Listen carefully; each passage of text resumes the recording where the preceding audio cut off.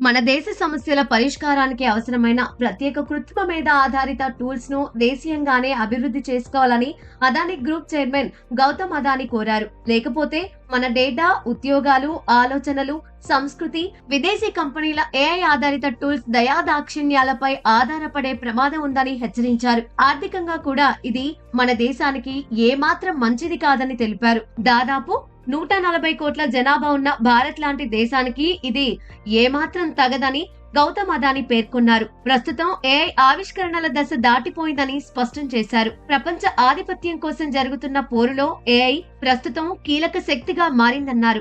AI ఆధిపత్యం కోసం ప్రస్తుతం చైనా, అమెరికా మధ్య జరుగుతున్న పోరును అదానీ గుర్తు చేశారు. సెమీ కండక్టర్లు వ్యూహాత్మక ఆస్తులుగా, డేటా కేంద్రాలు కీలక మౌలిక సదుపాయాల కేంద్రాలుగా మారాయని అన్నారు. మనకంటూ సొంత ఏఐ టూల్స్ ను అభివృద్ధి చేసుకోకపోతే విదేశీ కంపెనీలు మనల్ని ఆర్థికంగాను కొల్లగొట్టే ప్రమాదం ఉందని హెచ్చరించారు.